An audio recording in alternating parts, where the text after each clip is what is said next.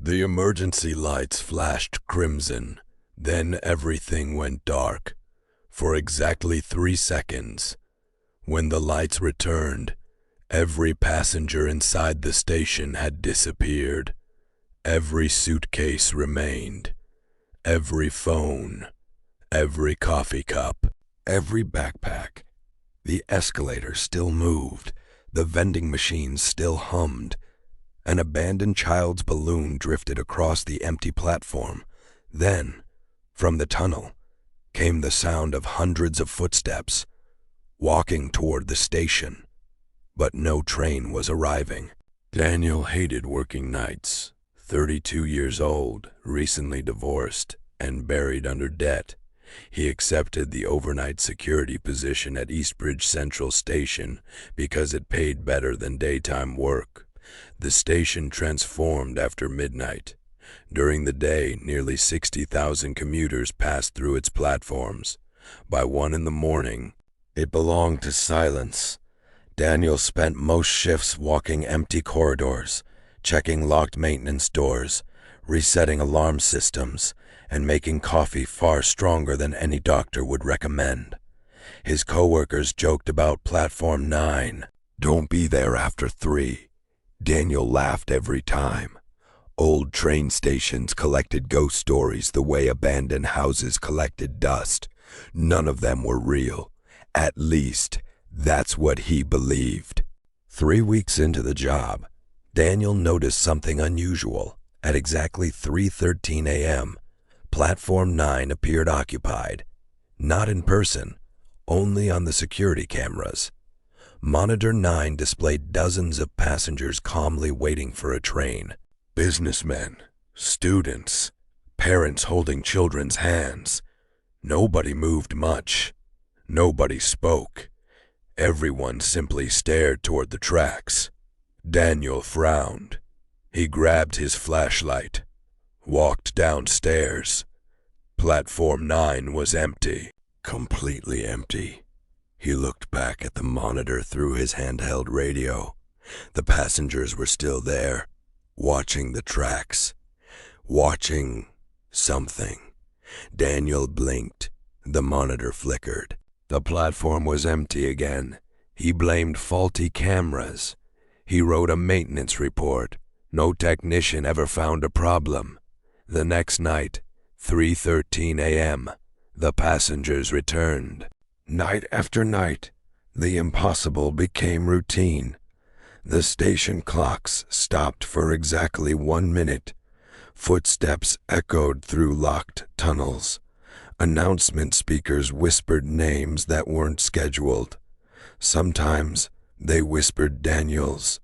Security Officer Daniel Cruz. Platform 9. Please wait.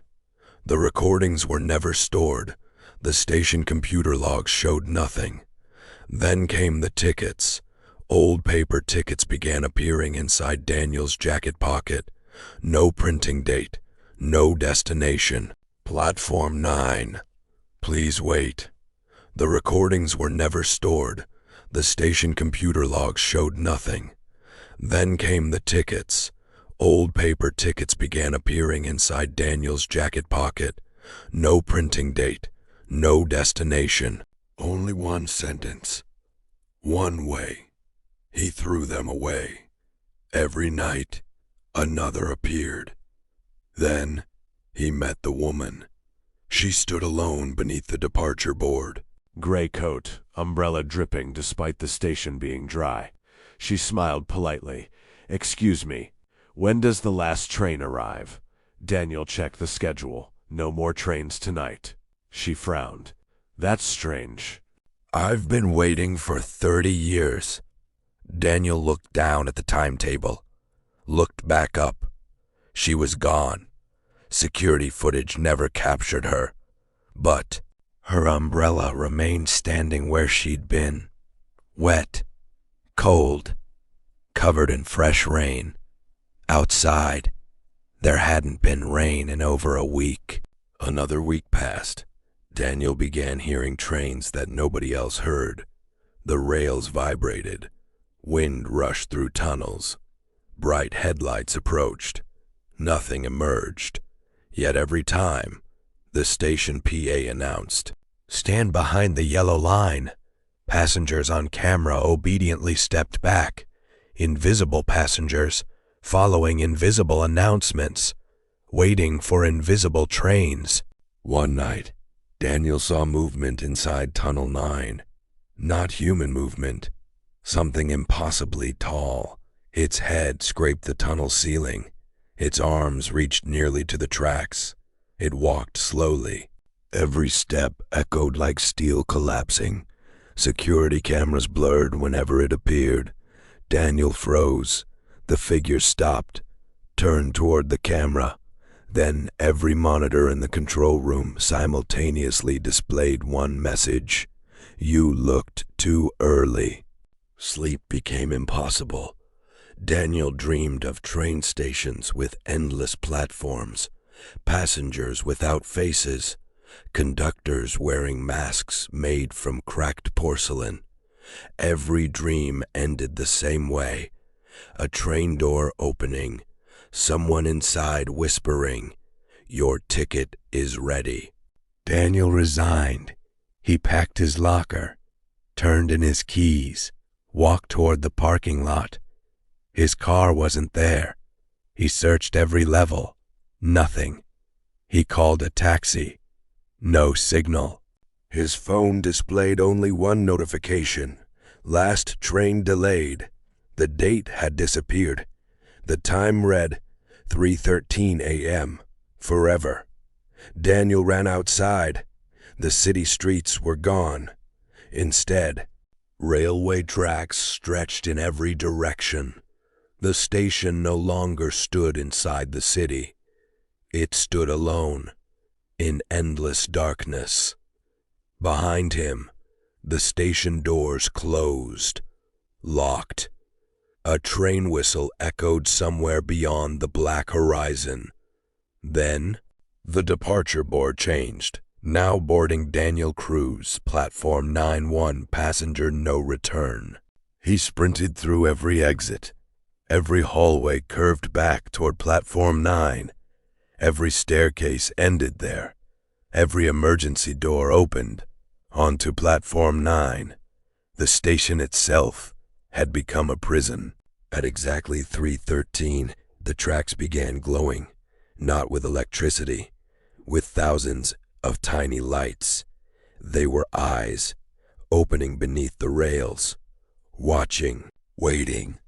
The tunnel expanded impossibly wide. Darkness folded inward. Then, the train arrived. It made no sound. Its wheels never touched the tracks. Its windows were filled with motionless passengers. None had faces, only smooth, pale skin. Every head slowly turned toward Daniel. Together, perfectly synchronized. The doors opened. Nobody exited. Instead, the conductor stepped down. He wore an immaculate black uniform untouched by age. His face was hidden behind a polished porcelain mask with no eyes, only a smiling mouth. He carried an ancient punch ticket. "You are late." Daniel stumbled backward. "What is this?" The conductor tilted his head. "The last service, for those who stayed after closing." "I don't belong here." The conductor laughed softly. "You entered willingly. You looked. You answered. You accepted the ticket." Daniel remembered every mysterious ticket, every announcement, every curious glance toward platform 9, every choice. Each had been permission. The conductor extended one skeletal hand. Bored, Daniel ran. The station transformed. Walls stretched endlessly. Ceilings disappeared. Escalators climbed into darkness. Passengers emerged from every corridor. Hundreds, thousands, all faceless, walking slowly, silently, toward platform 9. Everyone carried an old paper ticket, Everyone whispered, "Last train, last train, last train." The conductor never chased Daniel. He simply walked, knowing escape no longer existed. Daniel reached the control room, locked every door, barricaded them. Every monitor switched on by themselves. Each screen showed Daniel standing inside the room, but slightly different. On one monitor, he looked older. On another, he had no face. On another, he wore the conductor's uniform. Then all monitors synchronized. Future Daniel looked directly into the camera. "You cannot stop becoming what arrives." The screens went black. A knock came from the control room door. Not loud, gentle, patient. Exactly 3 knocks. Daniel remembered the emergency electrical system beneath the station.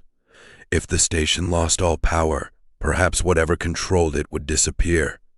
He raced through maintenance tunnels. Behind him, thousands of footsteps followed. Never running, never slowing, always gaining. He reached the main breaker, pulled every switch. Darkness swallowed the station. Silence. For the first time. Complete silence. Daniel smiled then. Something inhaled. An impossibly deep breath. The emergency lights returned. Red.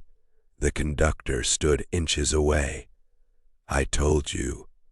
This train doesn't need electricity." Daniel grabbed a steel maintenance bar, charged forward. The conductor did not move. The bar shattered against the porcelain mask. Cracks spread across it. For one glorious second, Daniel believed he had won. Then the mask fell away. There was no face beneath, only endless railway tracks stretching into infinity. Daniel looked inside. He saw every missing passenger, walking forever across impossible rails, each carrying a ticket, each becoming less human with every step. Hands pulled from inside the conductor's empty face. Hundreds of them. They seized Daniel, dragged him toward the open train. His screams echoed through the station. Nobody heard. The doors closed. The train departed, without making a sound. Morning arrived. The city returned. Commuters filled Eastbridge Central Station. Platform 9 looked perfectly normal. Management reviewed the overnight security footage. Official report. Security Officer Daniel Cruz voluntarily abandoned his post. No evidence of foul play. Employment terminated. Case closed. They hired another overnight guard within 2 days. People forgot Daniel quickly, except one elderly janitor. He quietly placed fresh flowers beside an old maintenance door every Monday. When asked why, he simply replied, "Someone always disappears. No one ever asks where." 3 months later, the new security guard noticed something strange. At exactly 3:13 a.m., Monitor 9 showed passengers waiting on Platform 9. Among them stood a familiar man in a security uniform. Daniel, expressionless. Holding an old paper ticket, he slowly raised one hand, not waving, warning. Behind him, the train doors opened. Daniel did not move. Instead, he looked directly into the camera. Then his mouth opened, not to scream, not to speak, but to smile, the same impossible smile painted on the conductor's porcelain mask. The monitor instantly filled with static. Seconds later, the station speakers crackled to life. "Attention. The last train is now boarding. We are waiting for one more passenger." If this story kept you looking over your shoulder, don't let the nightmare end here.